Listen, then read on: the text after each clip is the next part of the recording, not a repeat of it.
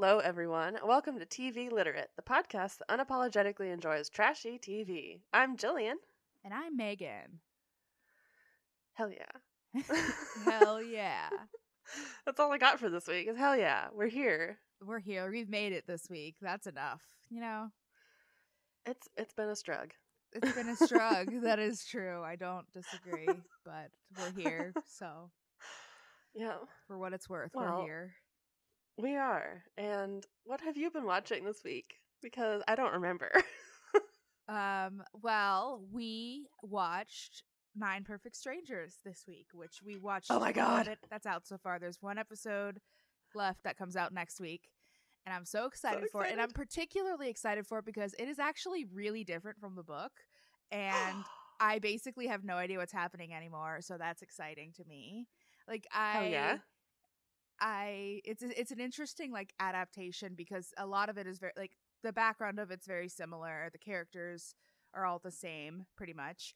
But there's just like a lot more to the show, a lot more kind of details, which makes sense because I mean it's a 8-hour show as opposed to a book. So, and I feel like a lot of the book was a lot of like introspective things that can be easier shown. So there's like more shit going on in the book is what in the show is what I'm saying, which is fun. Yeah, the book has to describe that weird ass compound, and exactly the show can just show you that weird ass compound. Right. So, but I liked the book and I'm liking the show too. Like they're both a lot of fun. So I'm really excited for next week. The finale. It's all going to come down to it. It's going to be we've nuts. gotten all the pieces of the puzzle. It's been crazy. Like it just keeps getting crazier. And it's going to go out with a bang, I have a feeling. Yeah. Well, and like the funniest thing about that show is because like when we started watching it, only like 2 or 3 episodes had come out. And so we've been watching it every week. And just for like the first 4 or 5 episodes, I was like, this seems nice. Just go somewhere nice and have someone drug me until I'm happy. Yeah, it definitely seems much more innocent the first few episodes. And then it gets a little like, okay, this is nuts. These people are nuts. Yeah. Everyone's trying to like bring back the dead or live in a false reality. We're not sure. Yeah, there's just a whole lot going on. So, but yeah. Also, Nicole Kidman is amazing. So she's so good, and Melissa McCarthy, especially in the most recent episode. Holy shit, she is. She's so good, and I don't know. It's just a lot of fun. So I highly recommend it. Hell yeah. That's about all that I've been watching. I've still been kind of watching Wife Swap here and there because it's amazing and just a whole lot of fun. And like Animal Crossing YouTube streams. So nothing super exciting, but yeah. What about you? What have you been watching? Well, we've been doing a lot of weekly shows lately, which is like weird for me because usually I like to binge, but we've been watching American Horror Story, which is getting weird. This is getting weird. Cool. 9 Perfect Strangers. And then I think we've just been watching horror movies. We watched Malignant the other day, HBO Max. It's from James Wan, the Conjuring guy. Okay. It's very weird. Chris did not like it. I liked it. It seems to be getting very mixed reviews. Maybe one of the kind of cult classic movies. Honestly, those tend to be some of my favorites. The ones that are very like controversial because even if I hate a horror movie, I still kind of like it. So yeah, I get that. Yeah. And we've been watching a couple of the Shudder exclusives, and one of them we watched was really good. Let me see if I can remember the name because I know I put it in my Letterboxd. Okay, the movie that we watched that was really good that I recommend to everyone that's on Shudder. It's called Seance, and it's like an all-girls school, and they try and conjure a ghost, and who knows? Yeah, I'm into but that. It's very good. I'm into that. It subverts a lot of the like final girl tropes too, so it's fun. That sounds fun. I mean, honestly, I was into it just based on the title alone. So yes, it's very good. And actually, since I did watch some trash this week, I rewatched The Scorpion King with The Rock. Oh, you remember the Mummy franchise spinoff? Yes, I did. do. I watched that. Oh my god, holy shit, hell yes. It does still hold up. It's not a good movie, but it's a fun movie. I mean, I feel like you could say that about most movies The Rock is in. Like, let's be honest.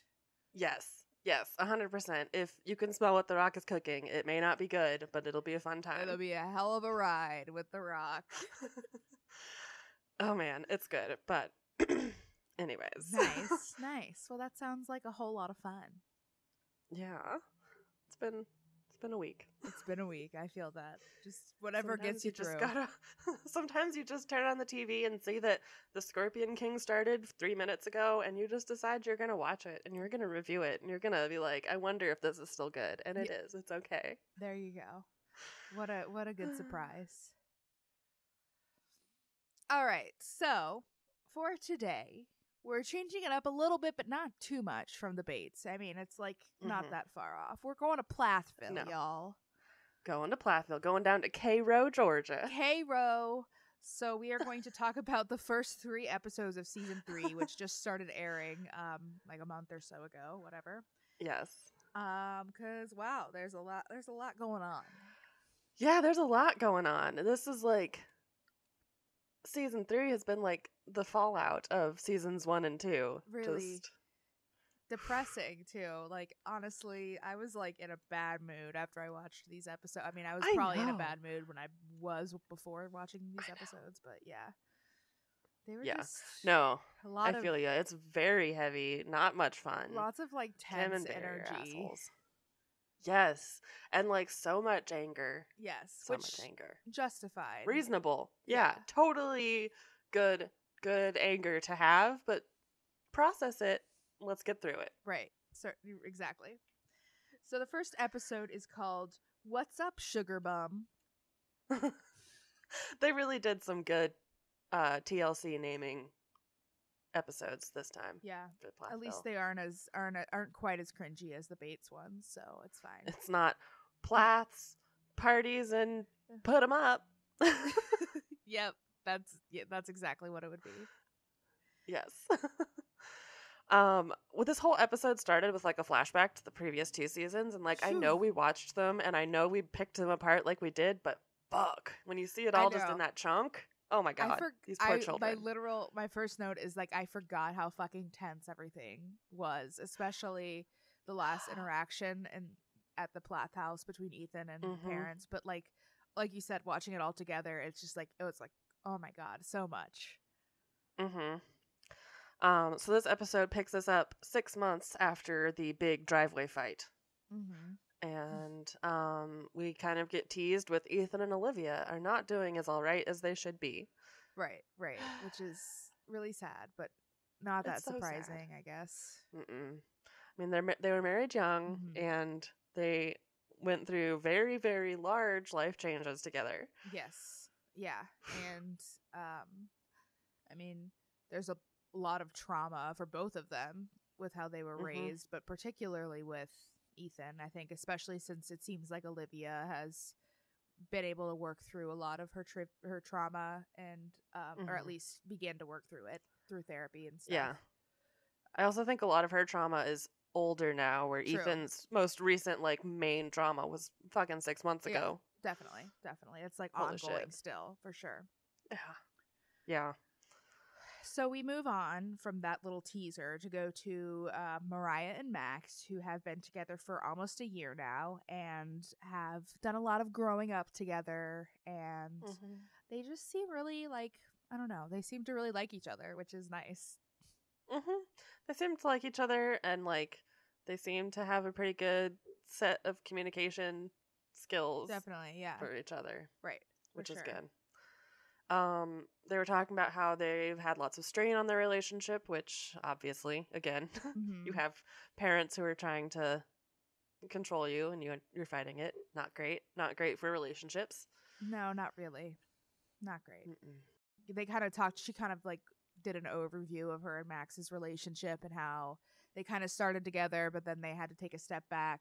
And Mariah said she really needed to be like more stable on her own before she was able to give herself to a relationship, which is totally fair. So good on her for like realizing an 18-year-old having like good boundaries for herself. I know. It's that I think I say this every time we talk about Plathville, but I'm always just so impressed by the older Plath children and their ability to have boundaries, enforce boundaries, and I don't know, they're Mm-hmm. just their maturity, especially given how immature their parents are.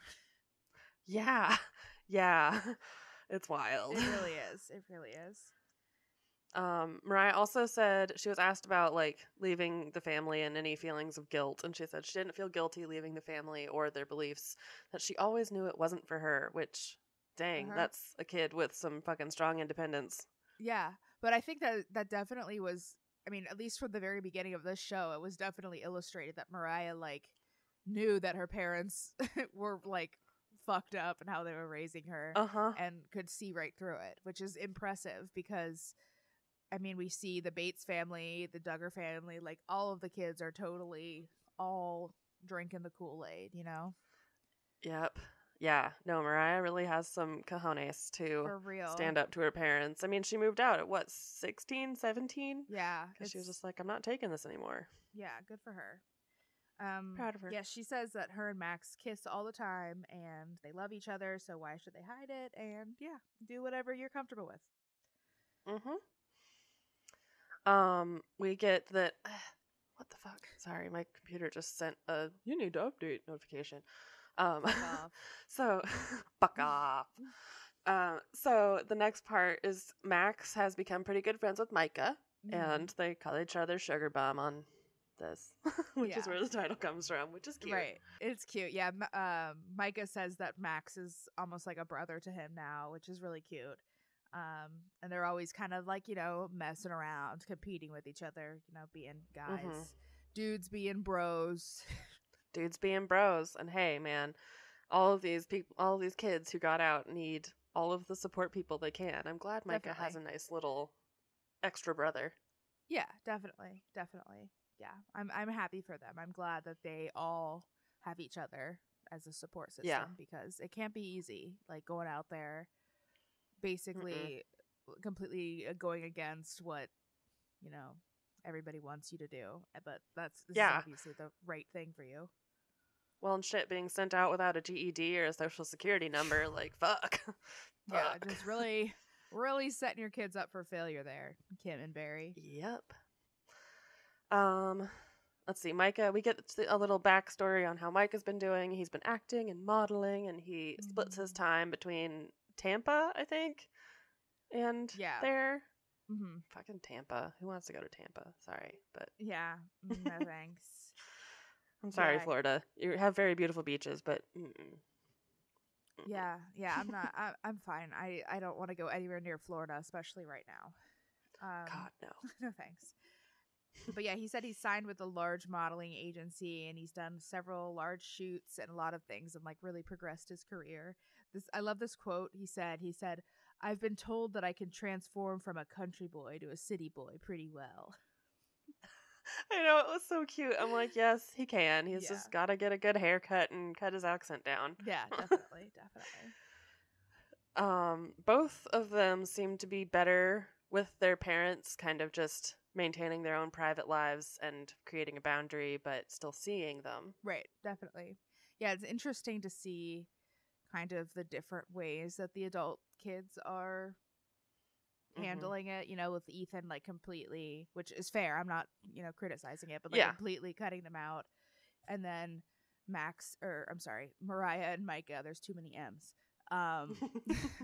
Like basically just saying, I've gotten over it and I've moved on and, just letting it Yeah. go. I think there's something to be said for the fact that the insult to Ethan was less on him and more on Olivia Definitely. from them. Mm-hmm. So he definitely has more anger than Mariah and Max were just like, or Mariah and Micah. Fuck, now I I know, it's too hard. My notes are like, there's too many and it's just too much. I know. We could do the Duggars, but we I can't do know. Mariah, Max, and Micah. I don't know what it is.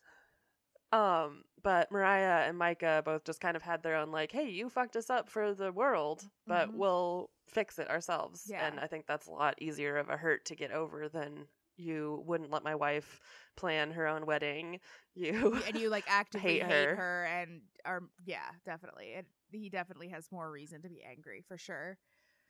But I think it's good for the younger kids that Micah and Mariah are still coming around, and they're seeing that, like, hey, you don't burn up and go to hell if you move out of the house and live your life Or if you kiss a boy.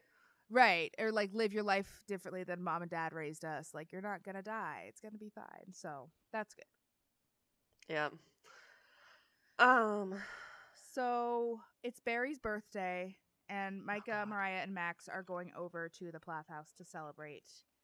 And yeah, Mariah says that their relationship has gotten better, and she says she's just loves her parents for who they are, and like and knows what she's getting herself into, and just kind of is going with it. Yeah.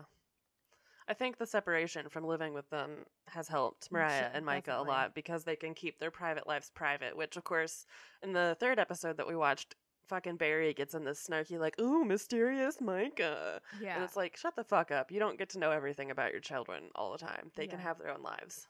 Yeah, for sure. He also, like, he's an adult now. It's fine. Yeah. Yeah. Before they go over to dinner at the Plath's house, Max pulls Micah aside and kind of talks about how I think it's coming up on him and Mariah's anniversary, and he wants to get her like a little promise pinky ring, which is really sweet. And so he wants to.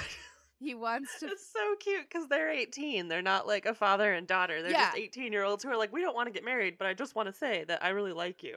Only time promise rings are cute. I have no problem with a boyfriend giving a girlfriend a promise ring. Whatever. That's cool. It's cute. Whatever. But yeah, it's weird when it's the parents giving it to the kids. That's where I draw the fucking line.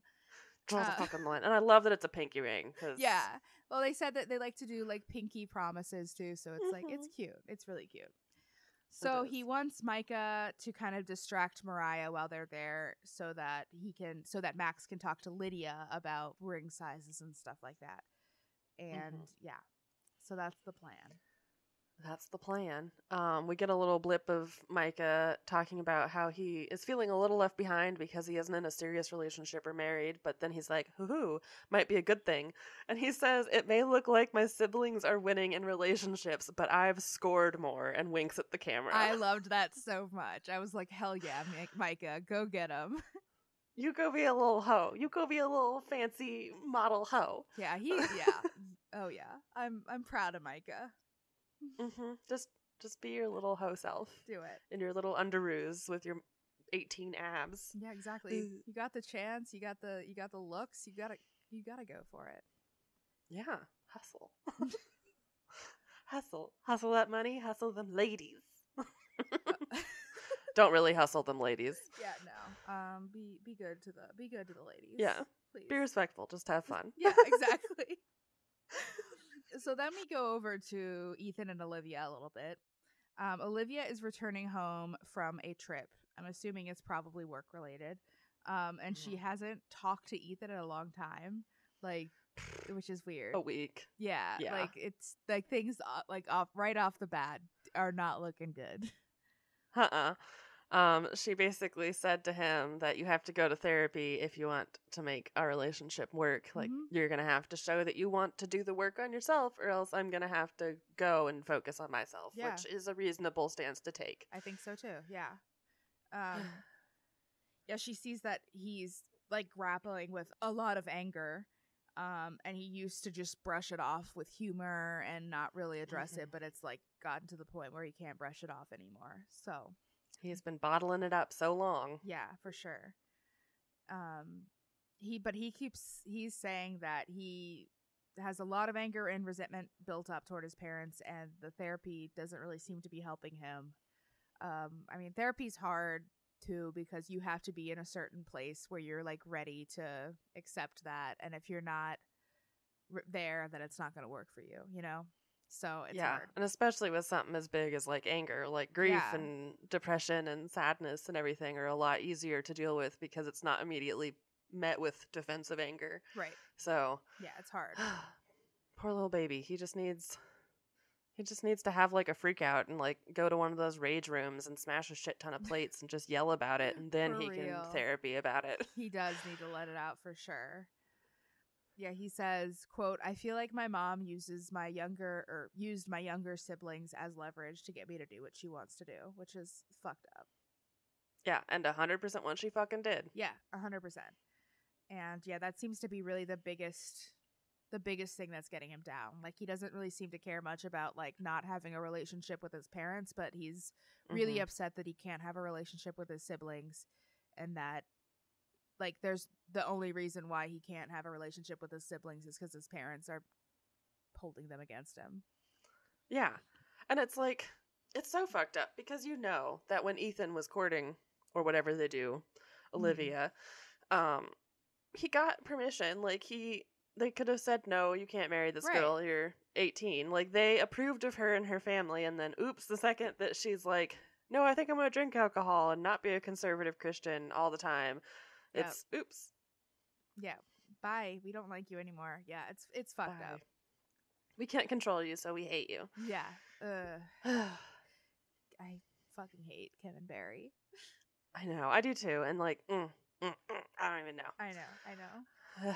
So Olivia thinks that the best thing for them is to get out of Cairo.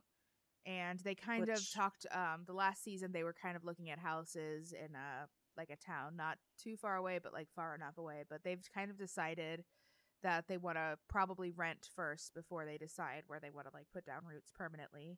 And Olivia wants to move to Tallahassee, and Ethan doesn't really seem to be on the same page.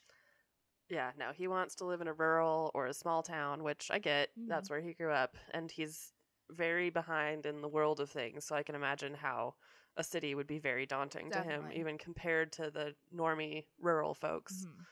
Well, and I think he also, like, whether it's a conscious thing or not, doesn't want to be far away from his siblings. Like, I think that him, in his mind, it probably seems like him moving away would be him, like, abandoning, like, any hope of having a relationship with them. So, I mean, it's a hard situation. Yeah. I don't know. Ethan says something very therapy sounding that he did not go to therapy for, I guess, was, if you're striving for two different goals, you will grow apart. That's where I think we are in the relationship right now. Yeah. And then Olivia says, we both want a different thing, and that's scary. And it's like, yeah, that is.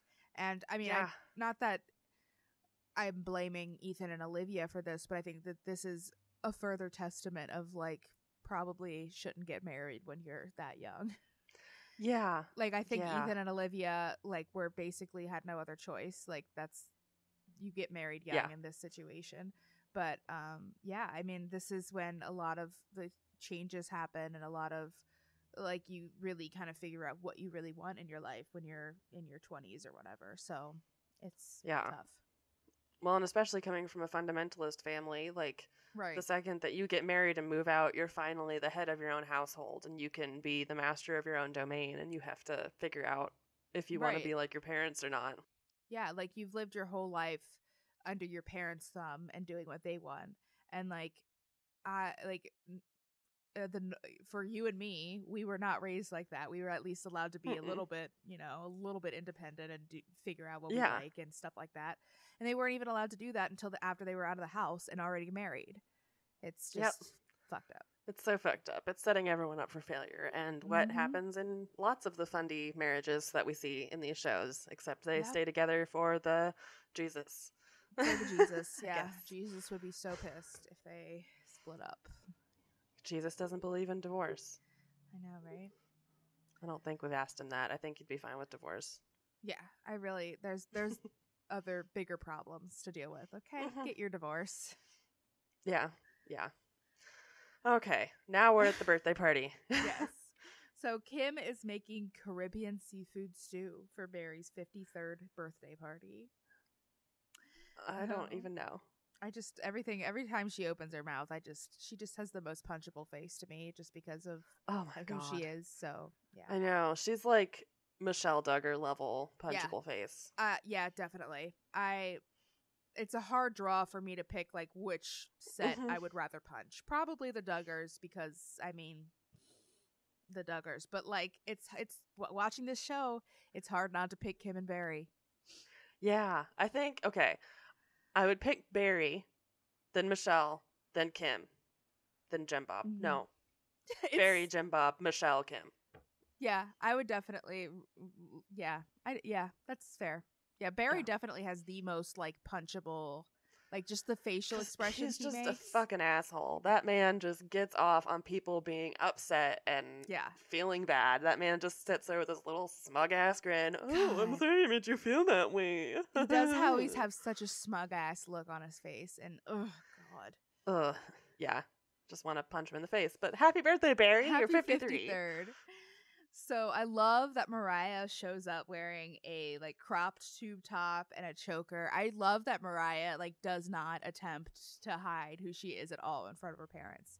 Like just Yeah, she's fucking like, go for I'm it. going to accept who you are, so you better fucking accept who I Yeah, am. I'm just damn. She has balls, and I admire her. Yeah, I do. I know. I admire a 18-year-old. I know.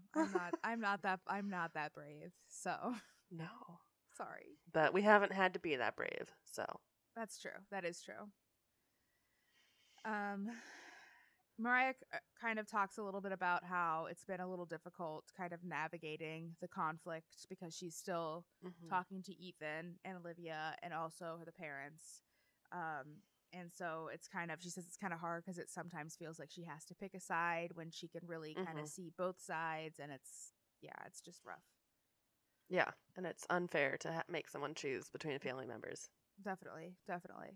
God, we see Lydia, who's now 17. I know. She's so old now. I mean, she still looks like a 40-year-old woman trapped in a 17-year-old's body. Right, yeah. She's got those, like, wise little eyeballs. Wise, oh wise.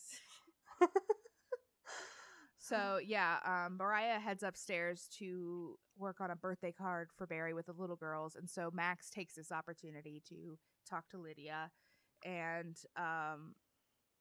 asks, and he basically just asks for her to try to get her pinky ring size. Like, it was kind of a whole ordeal in getting that, but yeah. It was funny though. It was good. Lydia thinks it's super sweet and she's happy for them. She's looking forward to her own relationship, which we get in the next couple episodes that she does have an interest, but fucking Kim and Barry. Yeah, ruining everything as per usual. Kim starts it on this one too, where she's like, we just want to be family friends and then marry off the children of the same age. And it's like, that's weird. Yeah. What? No. That's insane. Yeah. You can't just be like, yes, we have 6 children, 18 to 10. You have 6 children, 18 to 10. Let's marry them. Yes. Clearly, they're meant to be. Fuck yeah. Huh. Kim talks about Max and Mariah's relationship, and she said that both her and Barry really like Max, and they're happy for them. And again, I really love that Mariah does not like censor anything. Like her and Max are like holding each other and kissing, and I mean not like in an inappropriate way, like in a way a young couple would be. And yeah, 18-year-olds are gonna be a little handsy, right? And I'm just like, go for it, show them how happy you are. I know, and it's so funny because Kim just has that like ever-present kind of weird smile on that's just like, ha, you can tell she hates it, but she doesn't want to say anything. And I loved that Mariah said that she partially does this as to set an example for her siblings that they should do whatever they want, which fuck yeah. Hell yeah, they should. I don't know, Max says that he feels accepted as well, but he is keeping Kim and Barry out of the promise ring thing because he doesn't want to be fucking pressured to marry her or anything right now, which, good. Fair, yeah. That seems totally like a reasonable boundary to have. Oh, and we get this fucking whole plot line that 53 is a special number for Barry because he was number 53 on the football team, and it's like, I just could not care less. I know. It's like, fuck you. I don't care. It's like, buddy, if you're still that proud of your high school football number at the age of 53, I think you need something else in your life. Yeah, he's been looking forward to that his whole life. Like, oh, I can't wait till I turn 53. I can wear my old jersey again. God, I just want to roll my eyes out of my head at these people. I know, for real. So then we get to the dinner scene, and Lydia, they're all at the table, and Lydia is kind of trying to get Mariah's attention with this pinky ring that she has. They're like kind of all trying it on to see, and then to see like if comparing finger sizes. Right. I don't know. I get it, but it was not the most subtle. It really wasn't, but that's okay. I really don't think Mariah like caught on that much that like No. I something think she's weird just was like, going on. my siblings are weird, whatever. Yeah.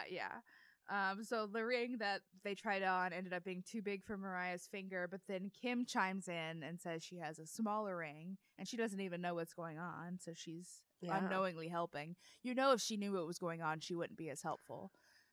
Oh yeah, for sure. She would have been like, no. Yeah. Mm-mm. So then this smaller ring fits her pinky perfectly, so now we have a perfect ring to size for her. Yeah. Yeah. Yeah.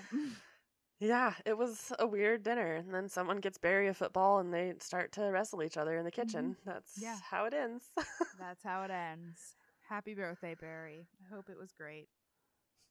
Which then, of course, I love that this next part is just like Lydia in her prayer closet praying. It's like, oh yeah, this family is not normal at all. Okay, thank you. No. Yeah. Hmm. This whole scene was just so like uncomfortable, and I Very. hated that there was a camera in there with her. Like it feels like like if she had been like on the toilet talking to us. It did feel like way too private to be on TV at all. I don't want to hear people's prayers. I feel like this should be for them. That's for them and God. I am not God, so I should not be I'm not either of them. I'm not neither Lydia nor God. And I don't know. Lydia's wild. It's wild how hard she's clung on to religion, especially with like Kim and Barry not being actually that religious. It's like weird. I mean, I assume that, I mean, it's a very much a comfort thing for her, so I get that, and that's fine. Yeah, but it's just wild that she's the most religious of the whole family. Definitely, she's definitely clung on to it way more than anyone else. Yeah, but yeah, my first note for this section is I'm simultaneously so sad for Lydia and so terrified of her. I get that. Yeah. I don't know what it is. Like, I feel very bad for her though. Mostly. Yeah, I feel like with like when she turns 18, there's gonna be like some switch in her brain that's gonna turn her into this like, I don't know, mecha robot Gundam for God or something, where she's just gonna like mow down Kim and Barry or something. I don't know. Like she's just gonna fucking snap. Yeah, I could definitely she's got see the that. crazy eyes. Yeah, for sure. So she's in her prayer closet and she's letting out her feelings and talking to God about the situation with Ethan mostly. And it's so awkward how like I know that they were close siblings, but how she talks about Ethan is just always a little bit too much for me. Yeah, it is weird. Yeah, I don't know. I agree, don't know. I think it's just like her desperation for connection and relationship, so but too. it definitely can read as like ooh, weird. It is a little weird. I think Olivia kind of touches a little bit on it and says that she thinks that a lot of the younger siblings view Ethan as a father figure almost. And I think that that's definitely, I think it's their relationship definitely goes beyond brother and sister. And I don't mean that in like a weird, like incesty way. Incesty way. Yeah. Right. Yeah. There's definitely more of a, and they both have so much shared trauma too that I can see that being like a very poignant relationship. Very trauma bonded. It's just very like uncomfortable because she's just, I don't know, she just wants his love so bad. Yeah, it is.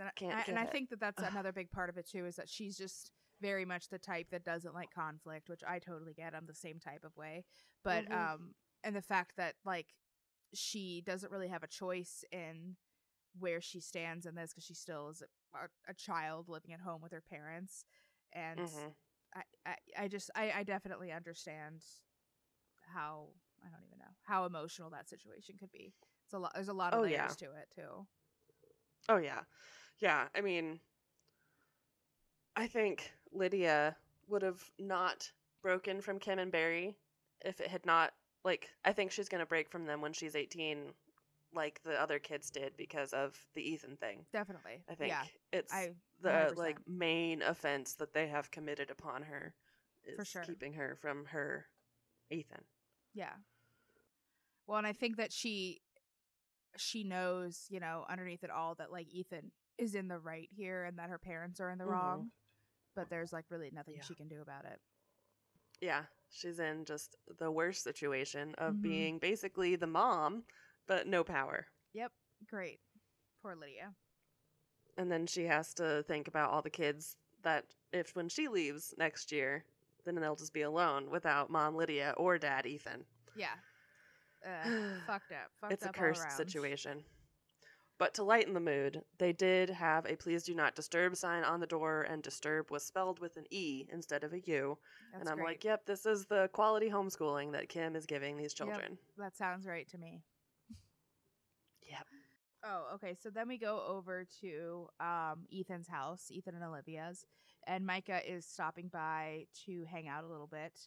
And he says he's trying to, hang out as much as possible with Ethan, especially since they might be moving soon. Mm-hmm. And so, yeah, he goes over and he helps Ethan sweep his deck, and then they do a workout together, which sounds awful to me. It sounds awful, but probably kind of what Ethan needs, because Ethan just needs to get that fucking anger out somehow. Oh yeah, it's good for Ethan. It's just I just hate. God no, I know. Out. Even just sweeping the porch outside. No, that's a workout. That is enough. Too hot. I don't know. They have a good brother time. They chase each other through the woods, and Ethan seems to feel better. It was good to see them like enjoying time together. And Ethan was kind of talking about how it feels like old times when him and Micah are together, which is nice. It's good that he at least has, one anchor to his old life. You know what I mean? Yeah, he didn't have to get rid of his whole family. He still has part of his family. Right. Which, again, probably is why it's hard for him to move to Tallahassee. Exactly. It definitely complicates the situation. Yeah. Let's see. Then we go and we see Mariah got a tattoo. And Lydia is interviewing her, so they've been hanging out, which is good. Yeah, she says that at the beginning when Mariah moved out, it was kind of hard to get Lydia to come over, but now they hang out all the time, and Lydia is always coming to her for advice. And which is good. I'm glad that Lydia has Mariah for sure. Mm-hmm. Yeah, Mariah and Micah. It's just good for her to have some other family members. We do get yet another beautiful homeschooling moment where Mariah says, Lydia asks Mariah, how long have you wanted this tattoo? And she says, well, since I was 13 or 14. And Lydia's like 15. And she's like, okay, so 6 years. And she's like, but you're 18. Basic so it's math. only 3 years. Yeah. Mariah says, the whole family is okay with my tattoo. And, of course, she says, my parents just said, well, I hope you like it for the rest of your life. And I'm like, you just didn't let that passive aggression hit you. You were just like, cool, yeah, I will. Yeah. I mean, I guess it could have been worse, but yeah, definitely. They definitely don't like it, Mariah. No, but I get it with her just wanting to look on the bright side. Exactly. Also, like, who fucking cares what Kim and Barry think of her tattoo? I know. I'd get 18 really ugly tattoos just to make them mad. Same. I would do anything just to piss them off if they were my parents, which is bad. It's good they're not my parents. Yeah. So Lydia is going to her first job interview at a local auto shop. But all of her siblings, or most of her older siblings, have worked here at some point. So it's like pretty much a given that she's going to get the job. Mm-hmm. But when she walks in, she's talking to the guy from the auto shop, and all of a sudden he's like, do you recognize that guy over there? And it was dun dun dun, Ethan. And then of course, episode ends, cliffhanger. I'm glad we didn't watch the first episode right when it came out. Same. This is why you wait for them to build up. Hell yeah. So episode 2, a runaway freight train. I hate this. Okay. I know, this whole fucking episode was cringe. All of these episodes are cringe. I know. These people are cringe. Well, Kim and Barry. Yes. So it picks up right where it left off in the auto shop. And Ethan is there working on his car, and he says he goes there very frequently, and we later learn that he goes there basically to avoid Olivia, which is not great. He goes to avoid his problems. Yeah. I mean, I guess he could be doing worse things, but... Yes, at least he's just working on a car and kind of talking it through with Jack, but Yeah, it doesn't seem to be doing a lot. no. Yeah, Ethan says he's really happy to see Lydia, and I think he is, but it's like things are pretty awkward, which how can they not be? Yeah, you don't know. Like, I can see where Ethan doesn't know, like, what Kim and Barry have said Yeah. about him and Olivia, and, like, he doesn't know how Lydia feels because he hasn't really gotten to talk to her. Like, she could just be mad at him for abandoning them, etc. Like, Yeah. but Lydia has more grace than that, thankfully. Yeah, and you could tell that Lydia was like pretty emotional too. Like I was just waiting for her to like break down almost. It seemed like very overwhelming to her, which I would get. Yeah, surprise, surprise, no mental preparation for seeing your estranged brother. Right. But they do get to catch up a little bit, and Lydia tells her that she is going to be graduating this year, which is exciting. And then Ethan tells her that they are maybe moving the plant to Tallahassee, but who knows? Nobody knows. I hope they move to Thomasville. They just need about 25 minutes between them and Kim and Barry, but they can go and see the siblings. A little bit of space goes a long way. Yeah. He says he's having a hard time coping with it, which obviously we know he is. And he kind of finishes up with how he wasn't concerned that Lydia was going to make him see their parents, because even if she had tried, he wouldn't be swayed. He's just too mad. Yeah. And also, like, I think he knows that Lydia isn't that type of person. She's not going to be, like, pressuring you to do... She's not Kim. So... Yeah. I think Lydia and Ethan are very similar, which is probably why she misses him, too, because they both don't want to do the conflict. They just want to forgive and forget. They're both very, like, loving, like, loyal people, emotional people, too. Yeah. But Lydia gets the job, of course, and she returns home and tells Kim about everything, including the fact that Ethan was there. And she says, I feel like a bridge between my parents and Ethan. I just hope I don't collapse. Yikes. Yeah, which we've kind of heard echoed in the first episode, which we didn't mention as much, but both Mariah and Micah said that they didn't want to like be the go-betweens between Ethan and the parents, and that was a lot of the problem, is because they don't want to betray either set of people's confidence, which, you know, fuck Kim and Barry's confidence, but don't narc on Ethan. Right. I mean, especially like in Lydia's case, like she literally has no choice but to be loyal to her parents at the moment, at least. Like she lives with them, you know, she relies on them. But yeah, it's just a bad situation. Yep. Kim has a little fucking face on this whole time where she's like, I'm happy you got to see Ethan. And you're just like, are you? Are you happy? God. Fuck off. And she said something on the talking head like, well, as long as Ethan and Olivia are not trying to cause division with Lydia, they can see her. Okay, yeah, I'm sure Ethan and Olivia are the ones trying to cause the division here. Yeah, they just don't even want to fucking talk about Kim and Barry ever. But Kim and Barry can't keep their names out their mouths. For real. So then we go over to Mariah, who a couple of months ago recorded a demo and sent it off and got a manager, and her manager sent her equipment so she could set like up at-home recording studio, which I'm guessing is COVID related. Yeah. And so she gets Max to try to help her set everything up, and Max says the famous last words of, I feel like it can't be that hard. Raider, it was that hard. Anytime you have to set up like recording shit or any type of anything, it's gonna be fucking infuriating. It's gonna take twice as long as you think it should, for no and reason. you have to reset everything, and just sometimes you just have to unplug stuff, and that'll make it work. Yep. It has a mind of its own, and you just have to go with it. But yeah, shockingly, things don't really go that well. Max doesn't know shit about this, and Mariah says she didn't use computers on the farm, so. Which is true. Yeah. I mean, again, another way that they have failed their children is not teaching them anything about computers. Believe it or not, technology is important in today's society, and not teaching your kids technology does not make it any less important. Yeah, you're just fucking them up for the future. And limit their screen time, but Yeah, Help certainly. them learn how to type, learn how That to Google. yeah. It's good for everyone. Yeah.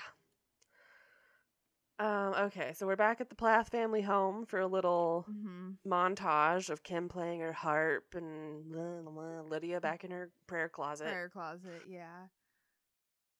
Oh, and so she says that there is something else that she's been praying about, not just Ethan. And that is Mm-hmm. this new guy in her life. Well, not super new. The families met at a Christian conference in 2018. And since then, Mm-hmm. she has gotten a cell phone. Imagine that. And Uh-huh. they've started texting. Yep. Which I'm just gonna skip ahead into the Yeah. part where she Yeah. and Kim talk about it. Yeah. So Kim asks her about the boyfriend, and they say they want her to choose, but we want to give input on their relationship. And of course, Kim reads all of Lydia's text messages every night and was like, they've been sending 100 texts a day, but I don't know how you can be emotionally invested when you don't know him. And it's like, well, how the fuck is she gonna get to know him if she can't text him or call Yeah. him or anything? That's my thing is Kim's whole thing was like, you're getting too invested and you don't even know him. So you've got to stop talking to him and you can't get to know him anymore. It's like that doesn't make any Yeah. sense, my dude. No, And she's you just just want to giving Lydia control. the yeah, she's giving Lydia the false option of you can stop texting him and then I'll allow you to see him maybe a year from Yeah. now, or you Also, cannot stop texting him and that will be mad at you. yeah, it's like what the fuck.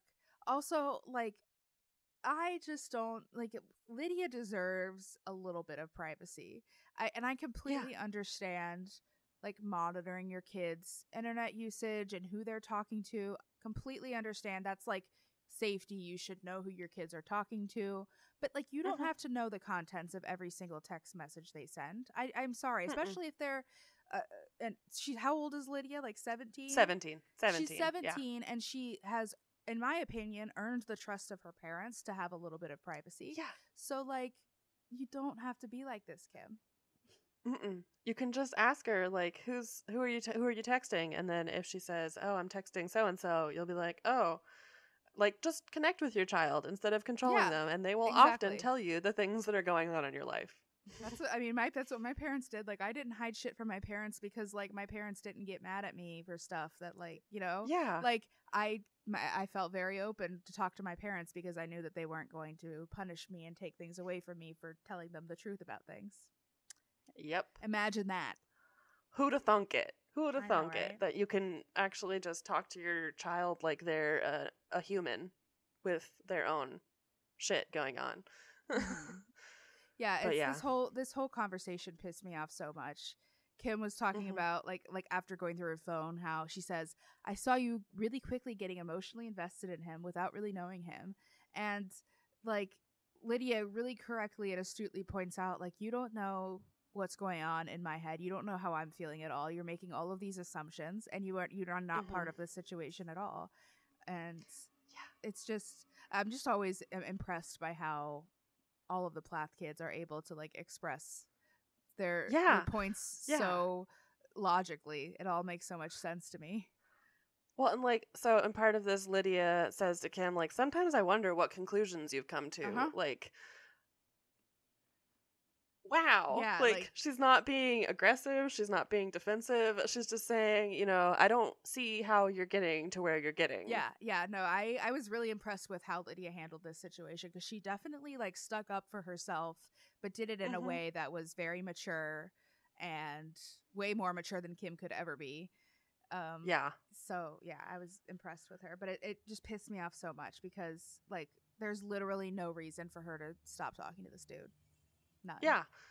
And then, of course, the conversation kind of ends with Kim being like, "Are your emotions like a runaway freight train?" Which is Mm-hmm. a callback to, I think, season 2 when she was crushing on that guy. Mm-hmm. Um, and then it didn't work out. And she said, "It feels like my emotions are a runaway freight train." Yeah. And I was like, damn, Kim has a fucking steel trap that she uses against her children all She the time. does, and that's scary. Like Yeah. she's always using like the littlest things they say against them.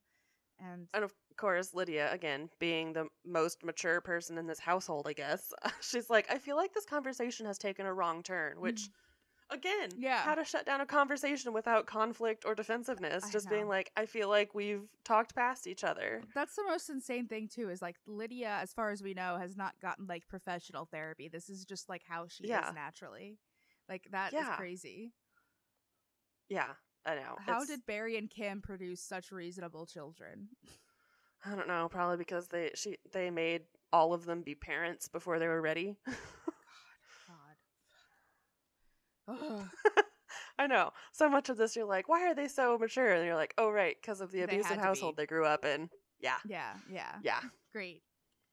Great. Love All right. it. Hate this. Hate this.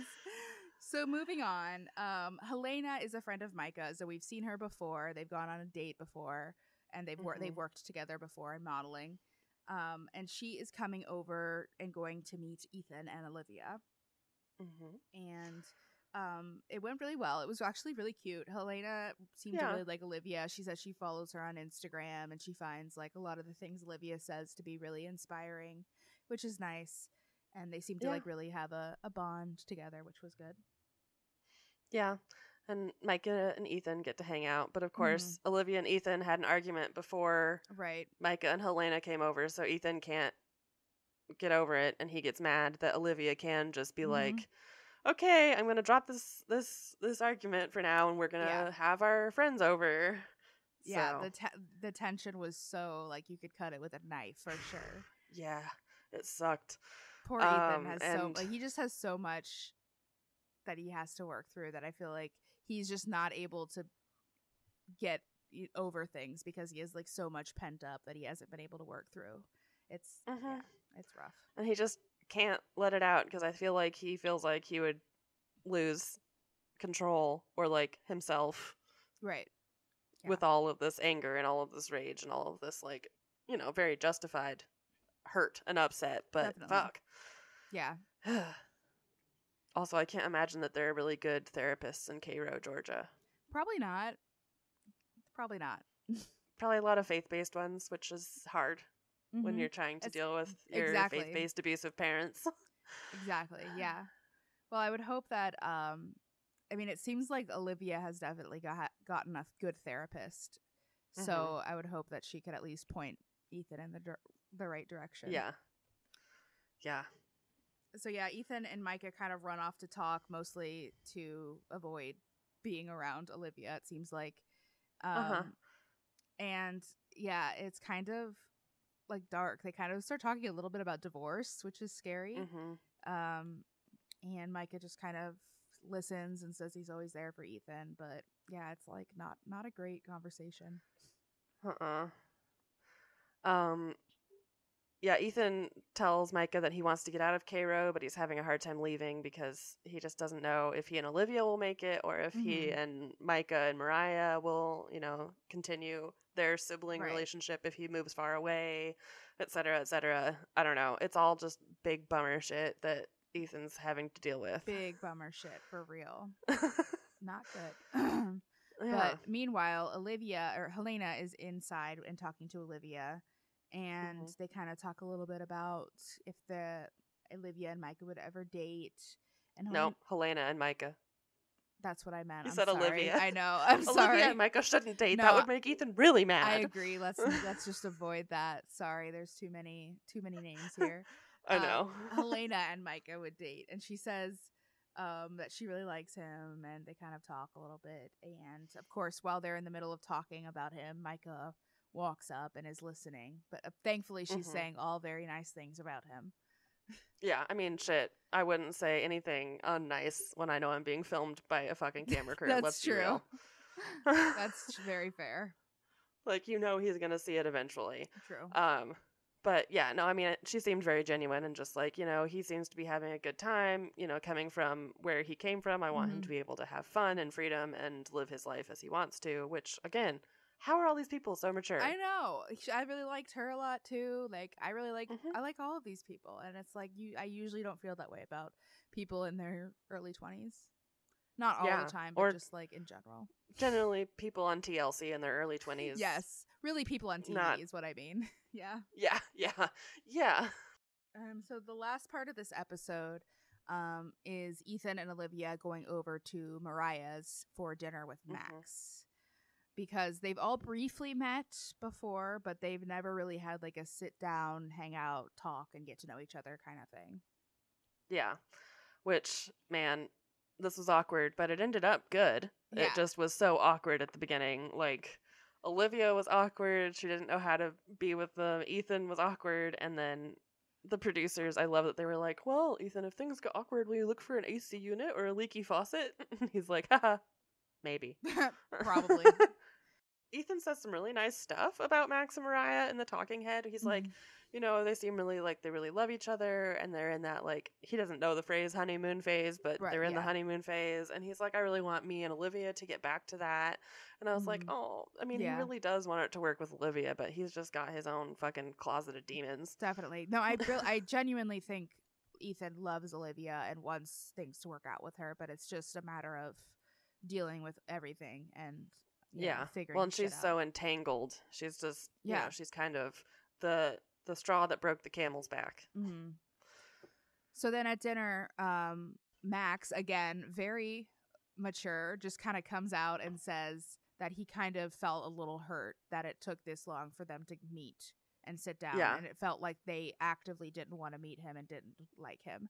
And Olivia, again, very maturely says, like, I totally see how you can say that, but, like, let me show you my perspective.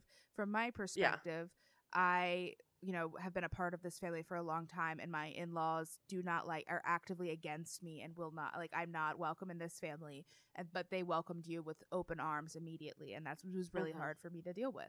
And that is fair. Totally fair. Yeah.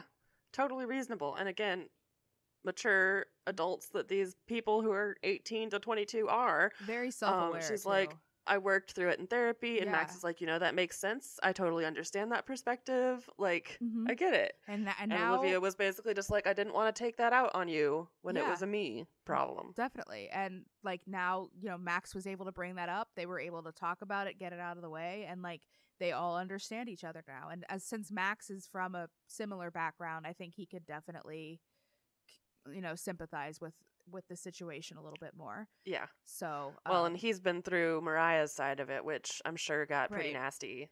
Definitely. For a while there too. Definitely. So yeah, it was just a very mature interaction, and I was very impressed. And the only other little thing that I wanted to mention here was that Mariah said that she would never listen to her parents say anything bad about Ethan, but she will always listen to Ethan vent about their parents. And I was like, that's a good, like, faucet, like, stop flow. Like, you know, I'm just gonna say it because we've had sewer problems. It's the the backup valve, so you can have all the shit go out, but the shit doesn't come back in your house. Right. Exactly. That is good because, like, it would be inappropriate to talk about Ethan with her parents, but like as somebody, as one of, you know, however many Plath kids there are, like there's only so many people who were raised exactly the same way as you, and like that's a perfect person to vent to. And and the same situation of trying to keep them at arm's length. Definitely. Yeah. They can fucking hurt you. Which, of course, now we get to episode 3. Yes. Her little power move. God. Oh, man. So this episode kicks off talking about Micah, who is developing his career into more than just modeling. He also is interested in acting. So his agency has set him up with acting classes and a diction coach for his southern accent. And I love this scene just opens up with him just repeating, "Yes, I'm loyal and dependable," which was one of his lines that he was preparing over and over again. Yeah, I'm loyal and dependable. Yeah, I am loyal and dependable. Yes, I'm loyal and dependable. Yeah, no, it was very cute. And then, of course, he asked Mariah to help him run lines. But again, Mariah, she's so emotionally smart, but that girl can barely read sometimes. Yeah, she doesn't know how to read a script, so it's kind of hard to get through it, but they get through it, and yeah. It was a disaster. It was. But it was fine. It's fine, yeah. Micah talks about how he's living a totally different life than he was when he was living on the farm, and it's mostly because he's able to make his own decisions, which, hell yeah. Who'da thunk it? I know. Who'da thunk that you being able to make your own human adult decisions would make your life different? I know, right? It's crazy. So then Lydia talks about how when she ran into Ethan at the shop, they talked about how Lydia wants to buy a truck and Ethan volunteered to help her look for one. So they had planned to go look at them together. And I guess the original plan was for Lydia to meet at Ethan's house and them to go from there. But then Kim decides that she needs the car. And so she instead wants to drop Lydia off at their house. And originally Ethan is not okay with this because he feels like it's definitely just a way for Kim to control the situation, which is probably the truth. I highly doubt that Kim really needs the car. For like an hour. Yeah, I don't know. Which of course is where we get the episode title where Ethan says it's just her little power move, which he knows. He knows. He is very, very viscerally uncomfortable, and this whole scene just sucked so much because he's just there like incandescent with rage. I don't want that lady on my property. I don't want to talk to Kim ever again. Like, you know, when a Southern child calls their mother by their first name, that it is fucking Shit's over. Bad. Yeah. No, I did notice how he kept saying Kim, and I was like, fuck, dude. So yeah, but Olivia kind of talks him into it a little bit, which I think she did it very reasonably. I don't think she was like bullying him into it, but she kind of talks about how she doesn't have to be on the property, she can just drop her off, and like it would be more of an issue if we turned it into an issue type thing, which is and like she knows that him and Lydia need to rekindle their relationship, and like that will help Ethan process a lot, I think. Because again, Lydia, very good at the emotions thing and playing things off, like, letting the water roll off her back. Right, definitely. But yeah, I guess Ethan finally, like, begrudgingly agrees to it. Yep, into the driveway, can't come up. Yeah, which is fair. I don't know. That seems fair to me. But Kim arrives and she's pissed about this, and she tells Lydia she'll just pick her up at Micah and Mariah's, and then she just keeps going like, why can't things just be normal? And it's like, Kim, it's literally your fucking fault. Like, you are the one. You have to take steps to make this normal. Like, hey, I don't hate your wife. Hey, I'm gonna go to therapy. Hey, I'm sorry for your entire fucking childhood. Like, you can't just expect Ethan to give up his boundaries and, whatever kind of safety net he's created. Like, when you've, like you said, literally done nothing to prove or even show that things are different. So why should he be different? It's just, I hate it when Kim gets into these like thing. Why can't I just miss my family? And I'm the victim here. And it's like, you are not the victim. You are the person who caused this. And you could have done so many things to make it better, but you haven't. And you still probably could do things to make it better. And you're not. Yeah, the fact of the matter is Kim's like, oh, he's doing this to me. And it's like, no, actually, you're getting the consequences of your actions. Exactly. Yep. That's sorry all that it they is, honey. suck, but your actions sucked. Olivia was really happy to see Lydia when Lydia got in. And Olivia wanted to give Ethan and Lydia space because Ethan was like, do you want to come with us to look at trucks? And Olivia's like, no. Yeah. No.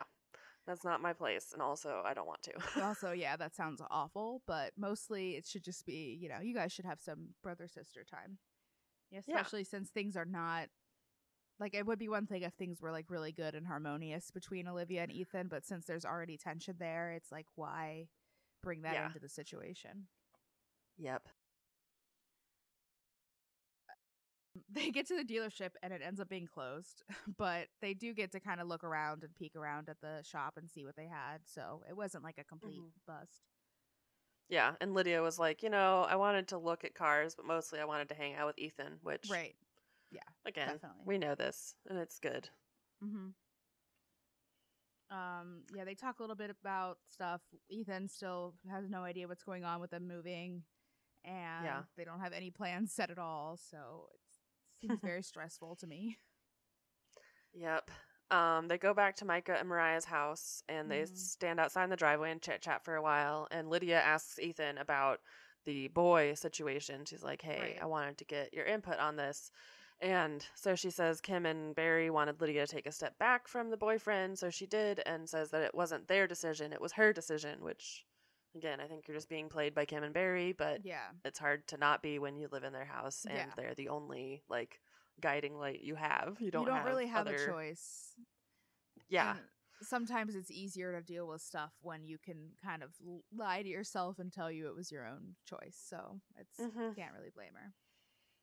But this is where Ethan says some like concerning things. Like he's talking about like really making sure you get to know somebody, which is fair. Like if you're only like texting someone, like that's 100% a way to get to know them, but you need to, meet them in person and get to know them in person as well. But Ethan says pretty much everyone is not what they seem. And it just felt very ominous when he said that. Yeah.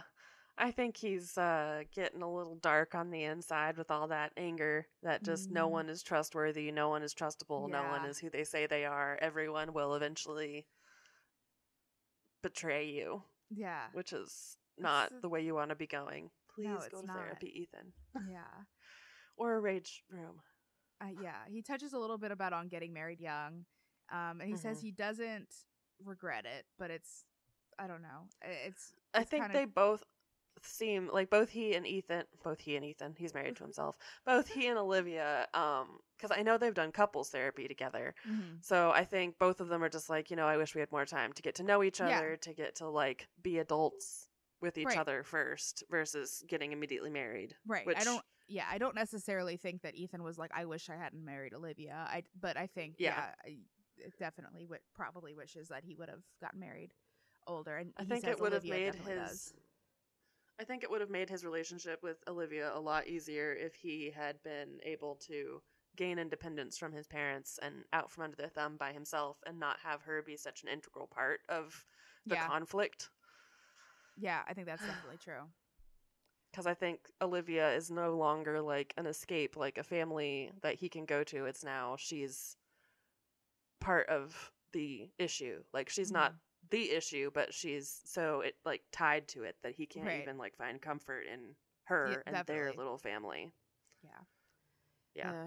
It's just like he's just seems to be in a very dark place, and I know, poor Ethan. Him. So Ethan drops Lydia off at Mariah's, and Lydia and Mariah plan to hang out a little bit before Kim picks them up.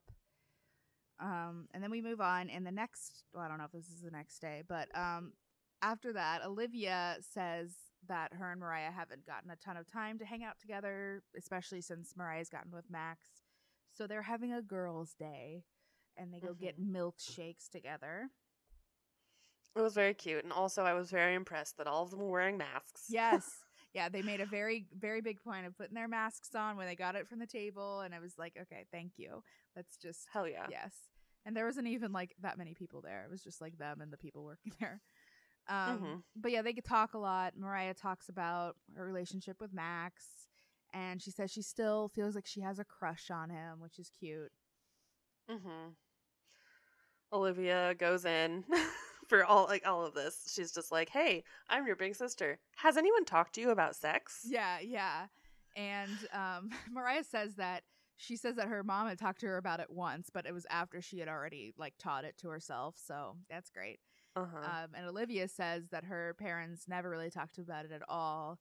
Other than she said her dad would say, don't do X, Y, or Z or you're a prostitute, which sounds about right. Yeah, it sounds like something your dad would say. And yeah, they both just talked about how both sets of parents really just urged saving themselves for marriage, and they had the impression that giving yourself up before then makes you not whole, and nobody will want you if you're not whole, and blah, blah, blah. Yeah, which good on Olivia for just having this conversation, because I'm sure Mariah knows, but it's always nice to have somebody who's broken the ice there. Yeah, definitely. Well, then Olivia just flat out asks Mariah if she's on birth control, which good. Like, it's good that somebody is making sure that she is aware of these things, because it's not, Yeah. she's not raised to know. I'm sure she wasn't raised and told Yeah. about the different types of contraceptives at home. So I'm glad that Olivia's looking out for her. Yeah. Yeah. Good big sister moves. For sure. So then we get into like some deep shit, and Olivia said she's not on birth control because of health Hormones. issues. Yeah. But then she said, when I did go off birth control, I did get pregnant and I miscarried. And then she goes even further and said that she felt really bad because she was mostly just relieved that she had miscarried, because her and Ethan were not ready to have a baby. And Ethan felt the same way. And I mean, wow, like that's a very real, honest, and I'm sure a very normal thing that a lot of people feel. Like, let's be real. Oh yeah. And just a hard thing to talk about. Hard thing to talk about, not something that is talked about very often, but like, I'm sure it happens. And I mean, like, this is coming from somebody who like wants a baby more than anything in the world, but like, I've been there in situations where like, if I would have been pregnant, like, it would have been horrible, you know? Yeah. Yeah, you're like, this is not the time, this is not the place. And especially with Ethan, like, you don't want to add anything more on top of huge family conflict. A baby is not going to fix anything. A baby makes everything harder. Exactly. So, yeah.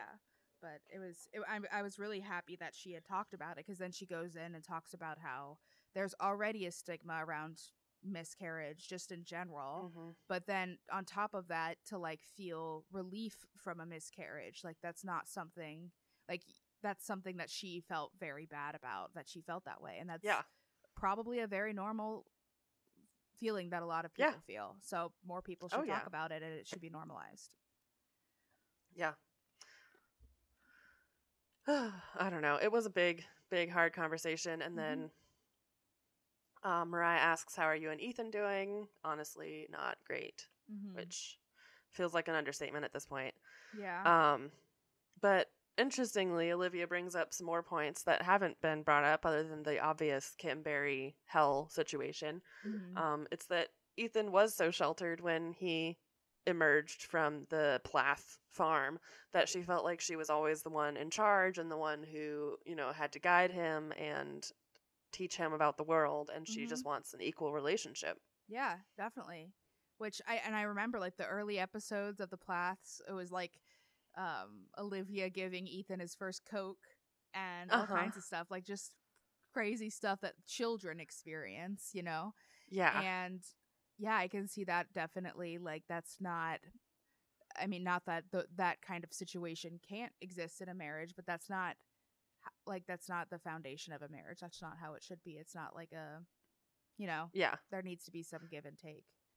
Yeah, she doesn't have to be his mom. Right. And his exactly. wife, basically. Which, like, I get it. We're all going to have blind spots, and we all teach our significant others about stuff. But, like, yeah, you got to have a break from that occasionally to be adults together. Right. When it's, like, everything and your whole life has been sheltered, it's a lot. She's also having a hard time coming to terms with the fact that she's going to therapy and she's healing and moving on and processing and stuff, and Ethan is not doing the work, and she's like, I can't do it for him, and I can't make him want to, but I hope he does want to. It's really shitty. It's just a matter of like waiting and seeing and figuring out how much, like, where your line is and where you need to, but at least it seems that Olivia is very aware of what she needs, and so that's good. At least it just seems like she's at the point now where she's prioritizing herself more, which is good. So I just really hope it works out for them, because I love them. I think they are so sweet, and I want nothing but the best for them. But I mean, I don't know. It's hard. Yeah, it may or may not work out, but either way, I think Ethan will eventually get to where he needs to be. Yeah, I agree. Especially with, I'm sure Olivia will at some point, if she's like, I just need to do this for myself and move on, then that may be the kick in the ass that Ethan needs, honestly. Right, definitely. Not an ultimatum, but hey, I'm going to lose this very important thing in my life if I don't wake up fucking, yeah, kick myself to go to therapy or whatever he needs. Right. start kickboxing. Yeah, something. Just get out the aggression. Yeah. So Ethan is back in the auto shop working with Jack on his car. And again, this is where he kind of talks a little bit about how he has been working on his car a lot to avoid conflict with Olivia. Mm-hmm. I mean, I fucking get it, man. Sometimes when you're just so mad at the world, you can't help but lash out at the people around you and you just want to not, but it's just fucking them up, man. Yeah, for sure. Yeah. They talk a little bit, Ethan and Jack talk a little bit about how both of them really don't really like change or like stepping outside of their comfort zone. They like to do the same things every day and like stay in the same place. But Olivia is much more adventurous, wants to see the world, and it's kind of, a matter of finding a balance between those. Yeah, and well, Ethan, he's aware he's gonna get there one day, but he's like, in the moment it feels really good to be in here and work on my cars or work outside on the AC unit or whatever, but he is just using it to distract himself. And right. Yep. Yeah. That's the thing. But hopefully this means that you're on the precipice of wanting to work on your shit. I mean, I guess at least he's aware of it and he's not in denial of it. That's the first step, I suppose. Yeah. So then we go over to Micah, who unfortunately got his license suspended for speeding. So he's using his 4-wheeler to go around. And and it's his birthday, it's his 20th birthday, but because of his lack of license, his social life is impacted by this. So he has to celebrate with his parents, unfortunately.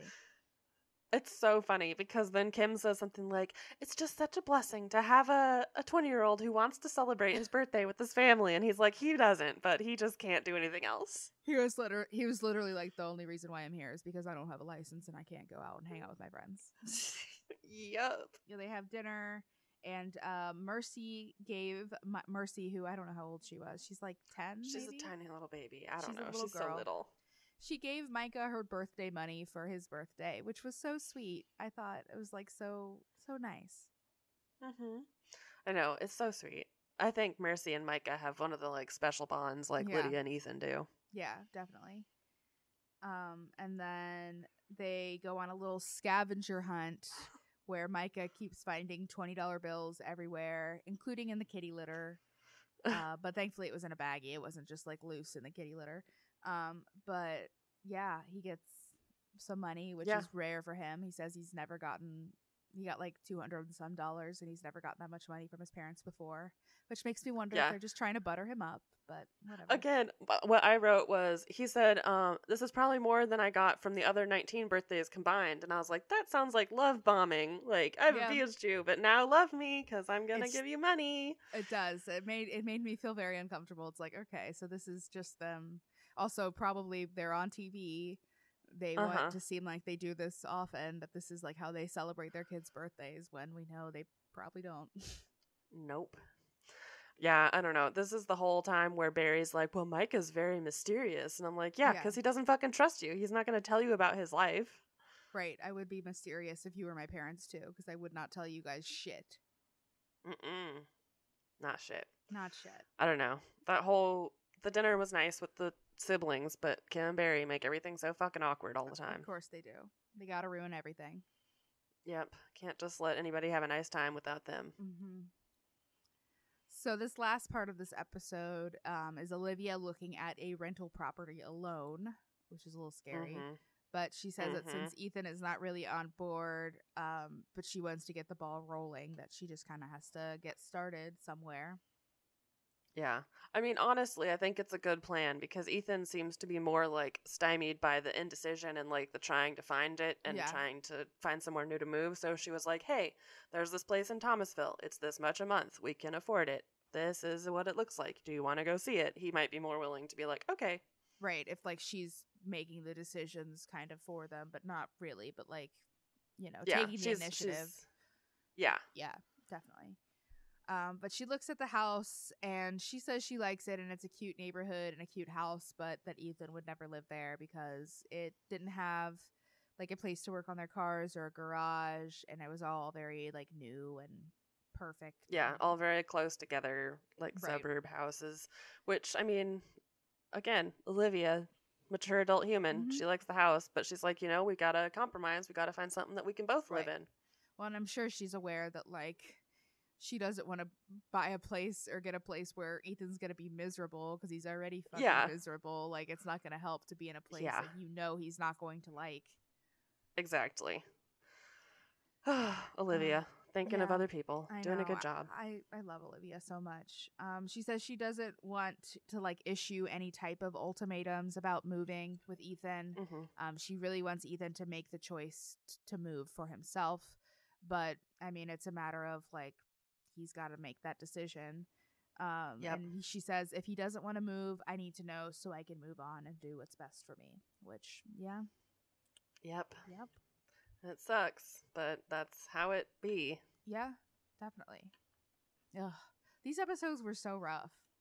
They were so rough. I miss old fun dunking on Kim and Barry days. I Now it's know. just dealing with the aftermath. I miss Labrador Retriever Mr. Peanut Butter Ethan. I miss him so I know. much, and I'm so sad for him. And I hope he feels better.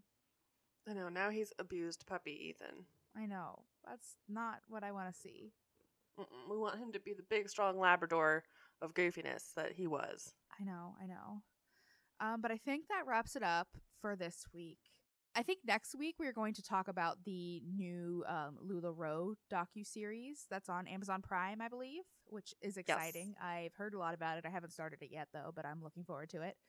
Mm-hmm. And then we're going to dip back into the Plaths and finish up the rest of these episodes that are out right now as well. But if you have anything that you want to say about these episodes or any of our other episodes, if you have any suggestions for things you'd like us to watch in the future, you can send us an email at tvliterate@gmail.com. And you can find us everywhere on the internet at TV Literate. We're on Twitter, Tumblr, Reddit, Facebook. Anywhere that you can think to find us, we're probably there. And if we aren't, let us know because we want all the tea. Definitely. And we also have a Ko-fi, www.ko-fi.com/TV Literate if you want to give us a buck or two for hosting costs if we've made you laugh or cry. We're sorry if we made you cry, but we love you. Yeah, we do love you, and we would really appreciate it very much. And we would also appreciate any reviews that you have the time to leave us. Those are always very helpful. And we wouldn't mind it if you recommended us to some of your friends. Get the word out. Spread the word. Yeah. And we will see you guys next week with another episode. Bye-bye. Bye.